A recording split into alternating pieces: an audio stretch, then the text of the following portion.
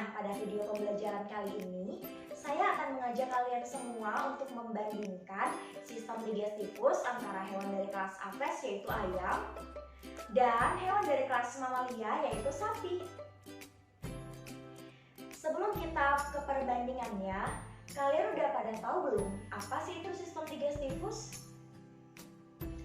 Ya, sistem digestifus atau yang lebih sering kita kenal dengan sistem pencernaan makanan merupakan sistem organ yang memproses makanan dari makanan yang awalnya berukuran besar sampai menjadi kecil dan halus, serta mengubah molekul yang kompleks menjadi molekul yang lebih sederhana agar molekul tersebut dapat diserap dan diedarkan ke seluruh tubuh. Pada hewan, proses pencernaan makanannya ada 3 jenis. Yang pertama, proses pencernaan secara mekanik. Nah, proses pencernaan secara mekanik ini dilakukan oleh gigi dan lambung pengoyak. Kemudian, proses pencernaan secara kimiawi. Proses pencernaan secara kimiawi ini dilakukan oleh enzim-enzim pencernaan yang dihasilkan dari kelenjar-kelenjar pencernaan. Kemudian, proses pencernaan secara mikrobia. Proses pencernaan secara mikrobia ini dilakukan oleh mikroorganisme atau mikroba yang terdapat di organ-organ pencernaan. Oh iya teman-teman, ternyata sistem pencernaan pada hewan vertebrata itu berbeda-beda loh. Sama halnya dengan sistem pencernaan pada ayam dan juga sapi. Nah, kalau teman-teman mau tahu apa aja sih perbedaan sistem pencernaan pada ayam dan sapi?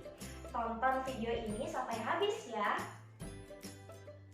Yang pertama, kita akan bahas sistem pencernaan ayam terlebih dahulu.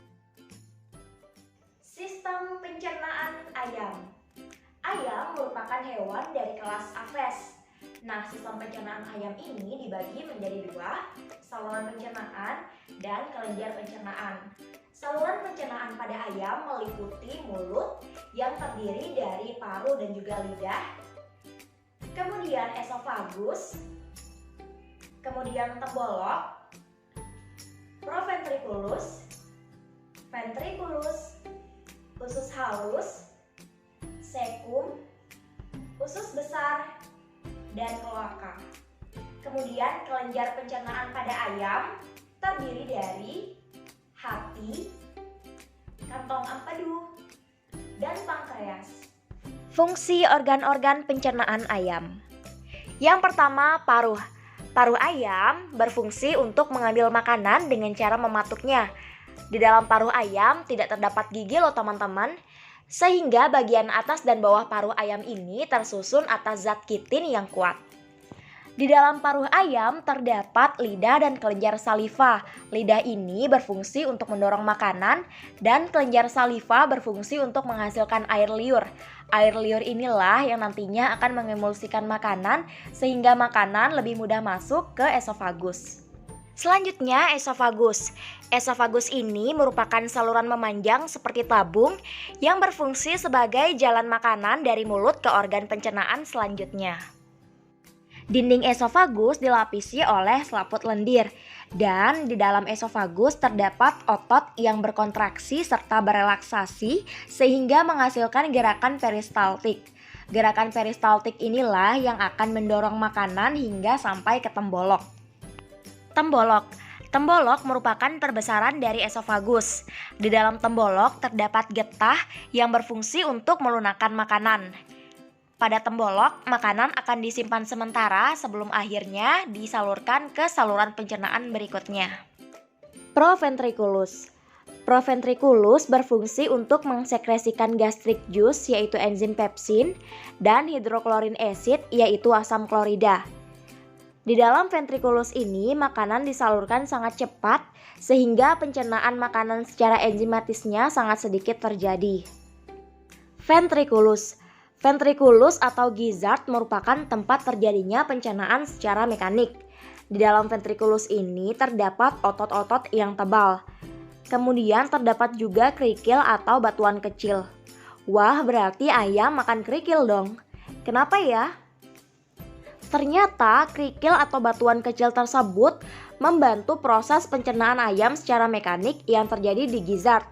Batuan kecil ini akan mencerna makanan dengan adanya kontraksi antar otot pada gizzard sehingga makanan menjadi lebih halus dan dapat masuk ke dalam usus halus. Usus halus. Usus halus terbagi menjadi 3, yaitu duodenum, jejunum, dan ileum. Duodenum merupakan tempat terjadinya proses pencernaan secara kimiawi oleh enzim-enzim pankreatik, yaitu enzim amilase, lipase, dan tripsin. Kemudian jejunum dan ileum merupakan tempat terjadinya proses penyerapan sari-sari makanan. Selanjutnya usus buntu. Pada ayam terdapat 2 usus buntu sehingga dinamakan seka. Di usus buntu terdapat sedikit pencernaan pada karbohidrat dan protein serta terjadi absorpsi air. Di dalam usus buntu juga terjadi proses pencernaan serat oleh mikroba yang terdapat di sana. Selanjutnya usus besar. Usus besar ini terdiri dari rektum yang pendek dan bersambung dengan kloaka. Di usus besar terjadi proses reabsorpsi air untuk meningkatkan kandungan air pada sel tubuh dan mengatur keseimbangan air pada ayam. Di usus besar inilah feses atau sisa-sisa hasil pencernaan itu dibentuk. Kloaka. Kloaka merupakan saluran akhir dari sistem pencernaan. Di kloaka ini, sisa-sisa hasil pencernaan akan dibuang.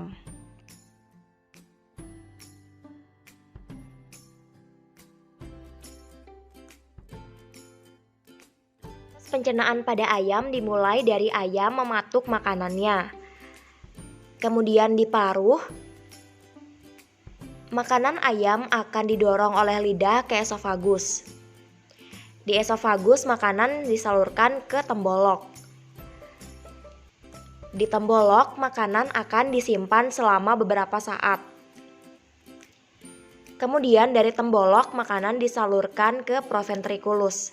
Di proventriculus ini terjadi pencernaan atau sekresi asam. Kemudian setelah dari proventriculus, makanan akan digilik di gizzard oleh bantuan bebatuan kecil.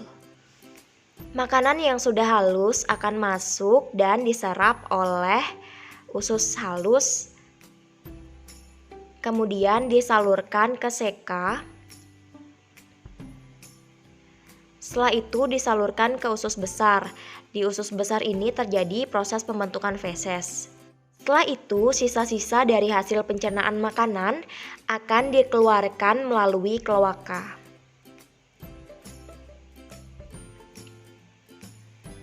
Sistem pencernaan sapi. Sapi merupakan hewan ruminansia. Nah, hewan ruminansia itu apa ya? Hewan ruminansia merupakan sekelompok hewan mamalia yang memakan makanannya 2 kali, atau yang dikenal juga dengan memamah biak. Jadi hewan ruminansia ini mencerna makanannya dengan 2 langkah. Langkah pertama menelan makanan mentah atau bahan mentah. Langkah kedua, mengeluarkan bahan atau makanan yang sudah setengah jadi, lalu menelannya kembali. Saluran pencernaan sapi. Saluran pencernaan pada sapi meliputi mulut, esofagus, lambung yang terdiri dari 4 macam. Yang pertama rumen, kedua retikulum, ketiga omasum, keempat abomasum. Selanjutnya usus halus, sekum, usus besar, rektum, dan anus. Kelenjar pencernaan pada sapi meliputi hati, kantong empedu, dan pankreas. Fungsi organ-organ pencernaan pada sapi. Yang pertama, mulut. Mulut sapi terdiri atas gigi, lidah, dan kelenjar saliva. Gigi sapi pada umumnya berbeda dengan mamalia lainnya. Gigi pada sapi terdiri dari gigi seri dan juga gigi raham. Gigi seri ini mempunyai bentuk yang sesuai untuk menjepit makanan yang berupa rumput. Kemudian gigi rahamnya memiliki bentuk datar dan lebar. Selanjutnya esofagus. Esofagus merupakan saluran penghubung antara rongga mulut dan lambung. Saluran esofagus pada sapi sangat pendek, ukurannya 5 cm. Rumen. Rumen berfungsi sebagai tempat penyimpanan sementara bagi makanan yang telah ditelan. Setelah rumen terisi cukup makanan, sapi akan beristirahat sembari mengunyah kembali makanan yang dikeluarkan dari rumen ini. Retikulum. Di retikulum, makanan diaduk-aduk dan dicampur dengan enzim-enzim sampai menjadi gumpalan-gumpalan kasar atau bolus. Pengadukan ini dilakukan dengan bantuan kontraksi otot dinding retikulum. Kemudian bolus ini akan didorong kembali ke rongga mulut untuk dimamah kedua kalinya sampai sempurna saat sapi tersebut sedang beristirahat. Omasum. Di dalam omasum, kelenjar enzim akan membantu menghaluskan makanan secara kimiawi. Kadar air dari gumpalan makanan juga akan dikurangi melalui proses absorpsi air yang dilakukan oleh dinding omasum. Lambung terakhir yaitu abomasum. Pada abomasum ini, gumpalan makanan dicerna melalui enzim dan asam klorida atau HCl. Di dalam abomasum ini memiliki fungsi sebagai desinfektan bagi bakteri jahat yang masuk bersama makanan. Usus kecil. Di dalam usus kecil terjadi proses penyerapan sari-sari makanan yang dilakukan oleh dinding usus kecil. Usus besar. Di dalam usus besar ini terjadi proses penyerapan air dan mineral serta proses pembentukannya feses. Anus.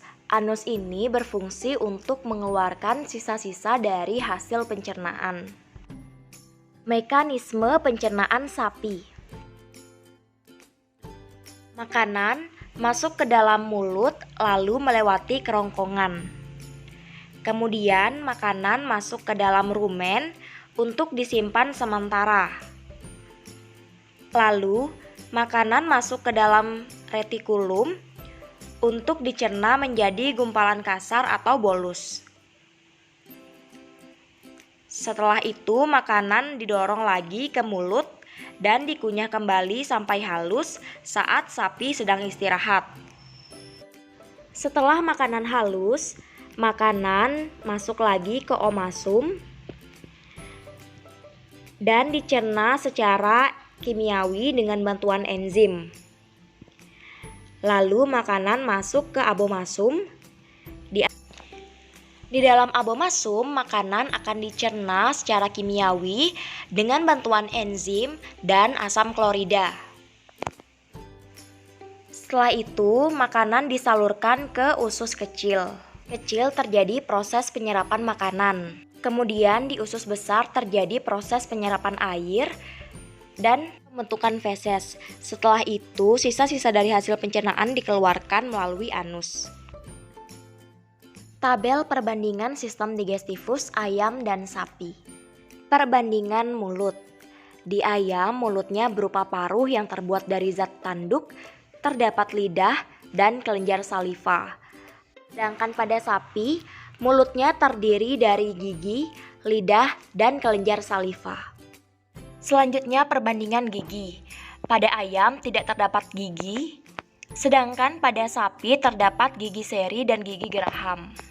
Selanjutnya perbandingan lidah. Pada ayam lidahnya runcing, sedangkan pada sapi lidahnya tebal. Perbandingan esofagus. Pada ayam, esofagusnya mengalami perbesaran menjadi tembolok, sedangkan pada sapi, esofagusnya berukuran sangat pendek dan tidak terjadi penebalan apapun. Selanjutnya, perbandingan lambung. Di ayam, lambungnya terdiri dari proventriculus dan ventriculus. Sedangkan di sapi, lambungnya terdiri dari rumen, retikulum, omasum, dan abomasum. Selanjutnya, perbandingan pencernaan secara mekanik. Pada ayam, proses pencernaan mekaniknya terjadi di gizzard atau ventriculus dengan bantuan bebatuan kecil. Sedangkan pada sapi, pencernaan secara mekaniknya terjadi di mulut dengan bantuan gigi. Cukup sekian materi yang dapat saya bahas. Semoga materi ini bermanfaat untuk kalian semua. Dan sampai jumpa di video selanjutnya.